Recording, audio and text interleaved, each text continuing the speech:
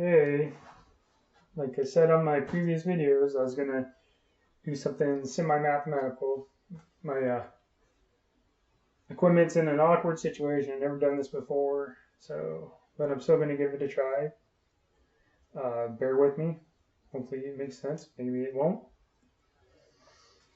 But a lot of it stems from this guy named William. I think they called him Bill. William McCurdy. He was a professor, and he was really big into a man named Charles Sanders Peirce, who was like a very influential, well, after he passed, he became more influential, but he was a philosopher, logician, mathematician, all that. 19th century, I think mid something.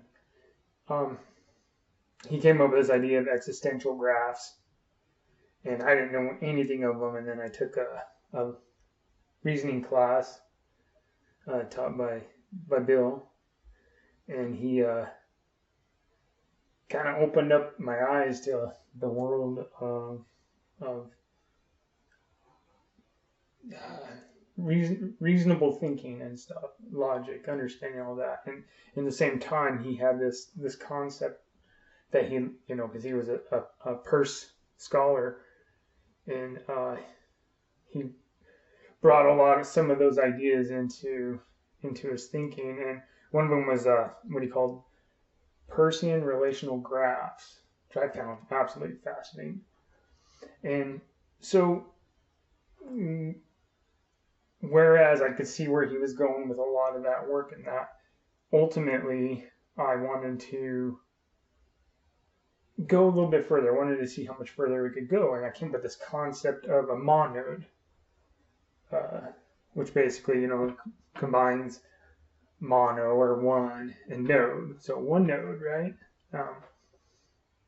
And then I had to figure out, well, where do monodes, how would they exist? Like, what are they in the real number world? Or are they in a accessible space? Are they in their own little, universe of discourse? And I kind of thought in that sense, because in a way, what I've been calling Monodic Theory or the Moo universe doesn't really have a mathematical basis. It's all just kind of been like a lot of mental modeling and stuff, a lot of analogous modeling. But I feel like there could be an easy foundation with this Monodic Theory. That's what I've been, like I said, what I've been calling it. And I guess the main thing is when we see empty space, we see like this plain area and that. But what if you thought of this entire area and it's extensively infinite. There you go. So you can like constantly expand it. So each one's like blah, blah, blah, blah, blah. And in this whole deal, down here, right? You can't really see, nothing's like really connected. It looks like it is right now. But in this universe, which I should probably do that first. So I've been using this symbol, the Mu symbol, to indicate that I'm working in monodic theory, or in a theory or in a universe where monodes exist. And basically the idea is all of this space is full of monodes. They're all completely deactivated. They're there, but they're not. They're not there until they essentially get quote unquote activated. Which I came up with a few operators that do that kind of stuff, and I'll kind of go a little bit further into that idea as I go along. But so from this thing right here indicates that we're talking about monodes, right? And like I don't know if the continuum works with it or not. I haven't even tried to do any proofs in that. guess this is kind of like more of a proof by construction. I build the monodic system and then you see if it works or not. So so one of the operators, something like this. I've also been using, and you're going to see a lot of syntax that makes sense. You know, like obviously that means that these are essentially the same. So either one is what I've been using to use an operator, that's an adicity operator. So an adicity means, so I need to go back a little. In that Peircian relational graph theory, adicity was a term given by Bill to a relation having another parameter, formal parameter within the relation itself. So every parameter would be another arm, right? He called them arms, and then we called, I believe he called that adicity as you increase the number of arms. And I'll use arms, adicity, and that kind of fairly synonymous to explain things, but just that's the idea, and it'll make more sense as I go along. So if you take the mu symbol, use the operation, and all the operators in here are going to be prefix operators, I believe. So they're all going to come before what they're operating on. And that'll make sense too as you go along. So this right here, and I have a few shortcuts that I've been using as a way to simplify things, like a conventional thing. So this right here, this operator applies to the mu. And this symbol right here just means either it constructs, it derives, it activates, however you want to use the terminology.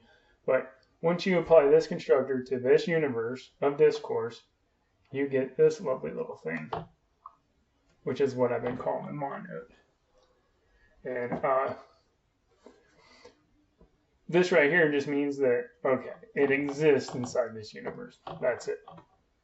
There's nothing more to it. It doesn't. And then let me bring something over here. So the whole idea of the monode is this.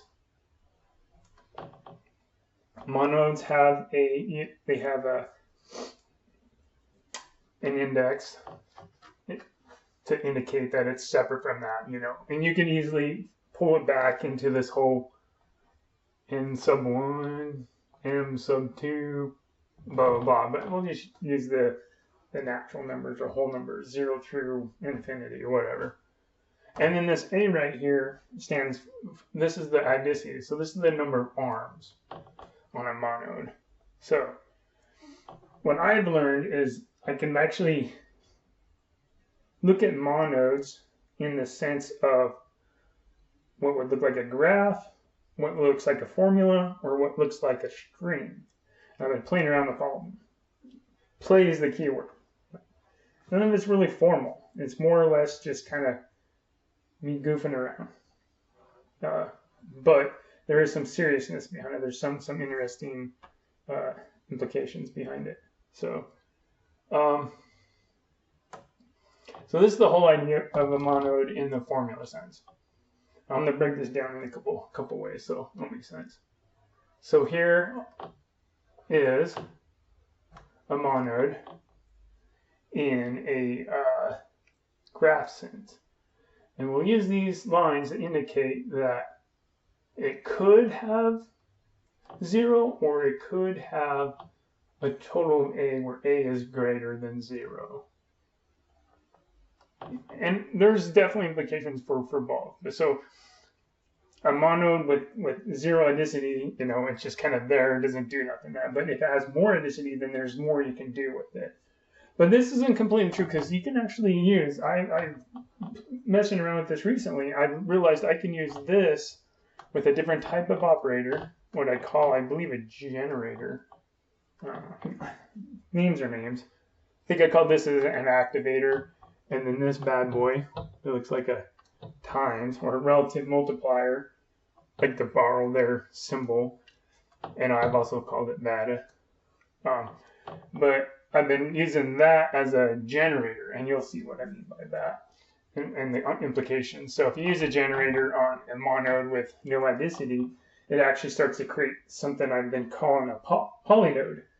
And this is this is analogous with what geometry does, polygon.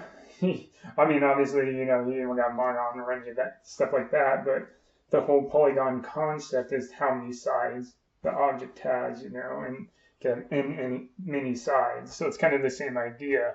You could have many nodes that are kind of like bound together as one. They act as one full unit, for lack of a better way of stating it. So, and that'll make more sense later on too. So with it, so we have the graph, we have the formula, and then the other little fascinating concept I was playing around with is the concept of a string.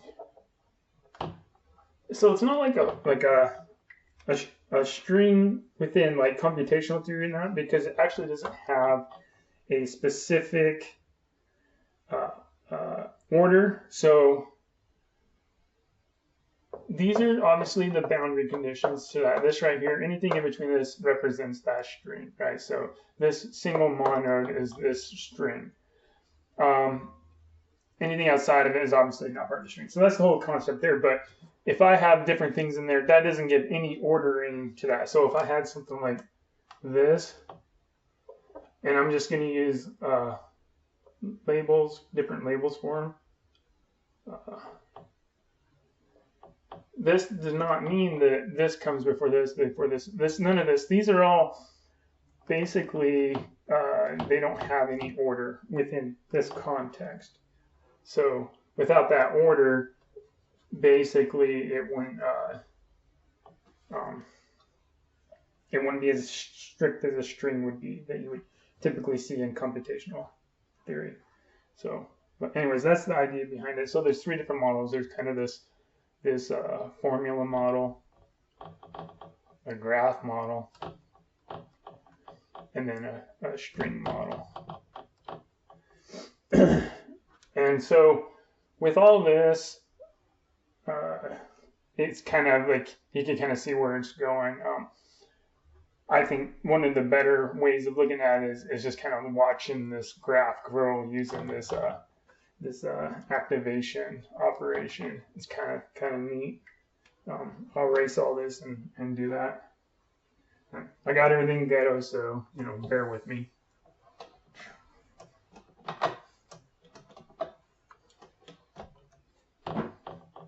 So now I'm back here. So we'll start with this, and then I'm going to make a note here first. So if I have something along the lines of this, with this over it, that means I'm going to take, I'm going to take whatever is here and apply this there, and then that result is going to be here. It's as simple as that. And it's basically like saying, well, if I did this with, say, a monode here, right, it's going to have this thing, and it's going to result into that. It's like taking this and just kind of shortcutting it. So then I can like string it along. And it'll make sense. It's just in a convention too. It's not like a formal thing. But so first off, you start with the mu symbol, right? And then, like I said, we're going to use this convention. The plus, poof, applies the mu, gives you the m with this 0.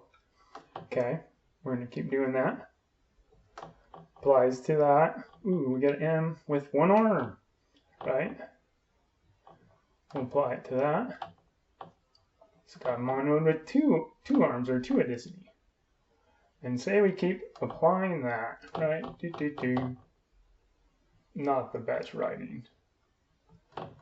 We get m with what we're going to say a adicity, right? Where a is could be 0 through n, whatever that is, whatever number you choose to stop at. But here's the beauty. So let's look at this in graph theory. Or not graph theory, but just look as a graph. So we have that, then we have that, then we have that, dot, dot, dot. Then we have 0, and then eventually A, right? So that's the gist of it. I mean, obviously easy to see. The strings.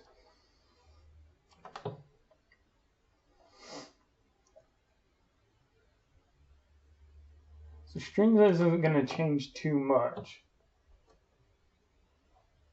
It's basically going to be almost identical to this up here. So with that, right?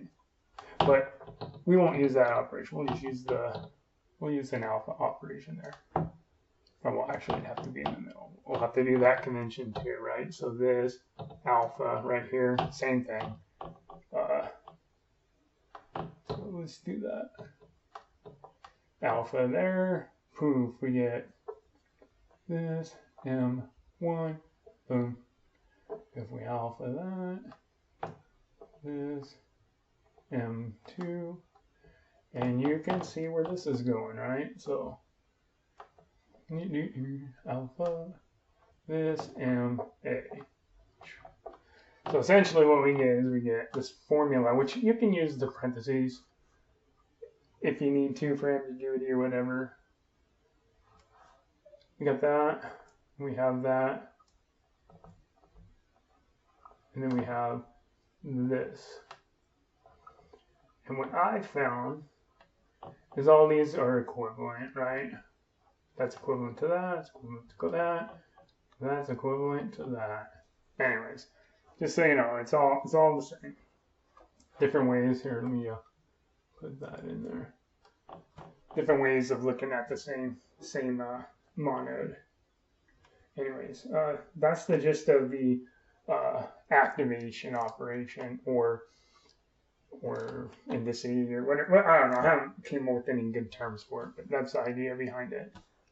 Okay. Now the other idea, I'm going to erase all this.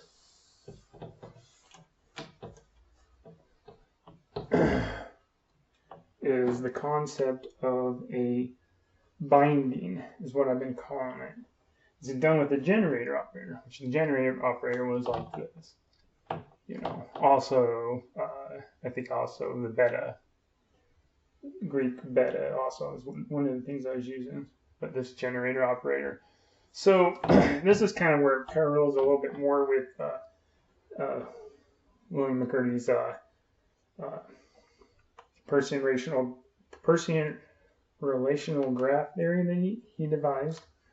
And it basically had to do with the connecting, and I didn't understand this at first. At first, I was like, he tried to elaborate what he meant by it. He's like, well, you can't think of a node and an edge in the same way. It's kind of like, it's different. And I couldn't wrap my head around it. Eventually, it wrapped, and you'll see. But it didn't wrap in the same way. Like, the way he presented these relations in his PRGs, that's what I'm going to call from now on, was different than how the monodes are done within this monodic graph, or whatever you want to call it. So, but it uses this generator operator, that's what you want to call it. And so you take that, if you apply it to mu, a generator operator, you get mu. It doesn't do nothing. A generator doesn't do anything on the space itself. Only the activator does, and that creates monodes. It's pointless to try to bond something that isn't activated, if you will, if it isn't relevant in that particular universe of discourse. Remember, this is all part of this universe of discourse. That's why I use the mu operator. This is all mu. This is not the real number world. This isn't it's not an imaginary vein. It's basically just kind of this hypothetical realm, if you will. Anywho, So obviously that doesn't work. So the only time that a generator operator works magically is on a monode of A. And we'll use the I because I'll show you why the I is important. Okay. So if we have it where A equals 0, then what this means is it takes and it doubles it. And this is where the polynode concept comes in. So let's do it in a graph. Let's say we do a graph here, right? There's nothing there. And then what I've been using is I've been using this little extension to represent the operation. Could also be this number and just a squiggly, as long as there's that operator inside there saying, hey, this operates on that particular monode. However you want to do it.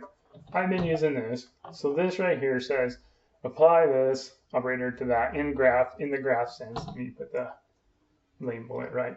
So when you do that and there's no arms, what this creates is another graph with an altercation. So the altercation is you get the same monode, and this is how I've been picturing it, and it's kind of giving a little dot there saying it basically duplicates the exact same monode.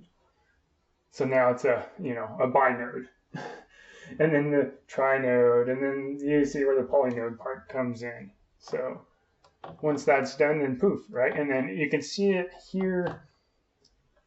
Well, let's do it up here. So say we got that scenario, then we get something that looks like this in the formula sense. And you could probably wrap that around it. I don't use the commas in that. Imagine it probably could be done that way. I don't know, like you could put a comma here. But I haven't been doing that. I've been just kind of clinging them together, kind of like you do with the strings in computation. But the parentheses are needed only when there's going to be like some sort of ambiguity or some confusion. So that gives you, like I said, this gives you a binode, right? And obviously, let's label monode. I'll probably write this out a little bit later on my next video or something. I'll probably have it already pre-written. So then when I mess around some more, it'll be probably pre-written on this side and then mess around on this side or something. Haven't figured that out yet. Oh yeah, by the way, caveat, I'm not a math professor or anything, and nothing to do with math. So I'm gonna call it quits for now, and I will get back with my next video explaining more of what I mean and just playing around with it. Thank you for your time if you're watching this video. Goodbye.